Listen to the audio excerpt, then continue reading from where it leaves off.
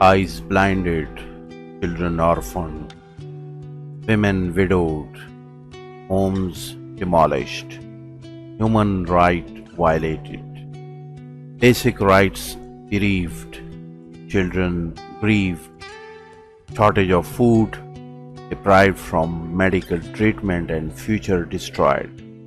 This is the valley of Kashmir. This is the unexpected heart-wrenching picture of Kashmir, where thousands of innocent have been killing without committing a single crime. For them, every single moment is full of torment and torture.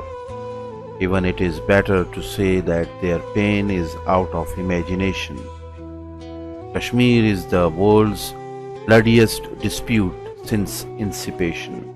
The unsolved issue has been depriving the dreams and peace of sinless Kashmiri. Curfew has been imposed by the cruel Indian government. Kashmir is a complex issue. An overview would be better to understand this conflict. Since 73 years, dispute between India and Pakistan is one of the longest running conflicts over Kashmir in the world. Kashmir, or its full name, the state of Jammu and Kashmir, is the northern part of the Indo-Pak subcontinent. Its international borders with Tibet, China, Afghanistan and Russia. The story of the awful act began with the sale of Kashmir by British to Maharaja Gulab Singh when a Treaty of Amritsar was signed in 1846 with Britishers. The ruler had to pay 7.5 million for the whole territory of Kashmir.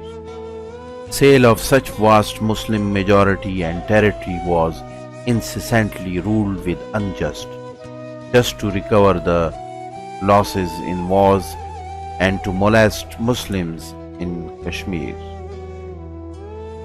Cruel Maharaja and his followers started century of despotic attitudes towards people of Kashmir ruthlessly. The Muslims in Kashmir suffered discrimination and inequity in every sphere of their life. They made different laws to torture the Muslims in Kashmir. For example, if a Muslim killed a cow to feed his family, the penalty was death. The very first movement to defend the rights of Kashmir started in 1932 under the leadership of Sheikh Muhammad Abdullah when he established a political party named as Muslim Conference, which was later named as National Conference in 1939. National Conference soon turned into a wide protesting platform against Dogra rule.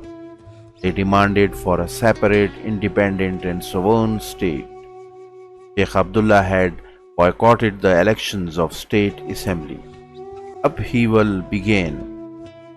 Pandit Kak, the Prime Minister of Kashmir at that time, he had put Sheikh Abdullah in jail in 1946. Chaos and protest started. On the other hand, Gandhi arranged his visit to Kashmir. On August 1947, Kashmir was now on the way to being solved under the partition plan provided by the Indian Independence Act Kashmir. As per Indian Independence Act, Kashmir was free to decide which country it would join. The majority in Kashmir were Muslims and most of them wanted to join Pakistan.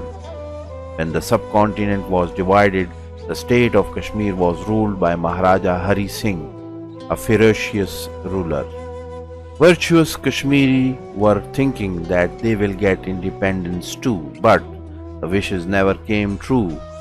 After 2 months of independence, decision was still undecided about joining Pakistan or India. In September 1947, Hari Singh started a campaign to drive many Muslims out of Kashmir. 2 lakh fled to Pakistan and ultimately the Muslims started rebellion against him. Maharaja turned to India for help squash the Muslims, but Indians put their demands that the Indian came to help after when the Kashmir would accede to India. Eventually, he agreed. Situation became more worse. On October 1947, Hari Singh signed the accession papers, but Pakistan did not recognize that document as a legal document, doubtless. The accession was illegal and without will of Muslim Kashmiri. However, both sides, Indians, army and Muslims, captured territory as much as they could, while thousands of casualties occurred at both sides. According to the authentic resources, massacre ratio in 1947 was 80,000 and thousands of people injured. On 1st November, Quaid-e-Azam met with Lord Mountbatten, the Governor-General of India, and proposed to stop fighting. Mountbatten put this proposal to India since 1949, the ceasefire line, now called the Line of Control, at splitting Kashmir. LOC has been supervised by United Nations Military Observer Group of India and Pakistan. Pakistan was still upset. By the time of the ceasefire, a great deal of territory had been occupied by India. Violence continued. It seemed that the ceasefire would be broken and war would break out. In 1965 and 1971, two more wars broke out and thousands were killed. In 1972, similar agreement was signed. According to this agreement, issue and matter should be solved bilaterally. Protests inside Indian occupied Kashmir were suppressed for the past 2 decades. Human rights violation by Indians on Kashmir has been increasing day by day. Indian government also abolished the Article 370 and 35A. It means the Kashmir will lose their special status and identity. The state of Jammu and Kashmir will live under a separate set of laws, including citizenship, ownership of the property, and identity. Fundamental rights as compared to Indian states and Kashmir will lose their autonomy. In 2016, Indian government imposed the curfew on many areas of Kashmir. Shops and most banks remained shut.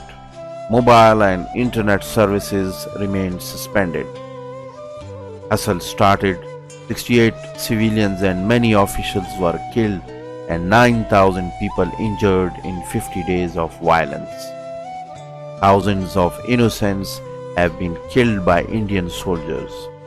Violence ramped up with the death of Burhan Wani in 2016. 90 civilians lost their lives and more than 2,300 were injured.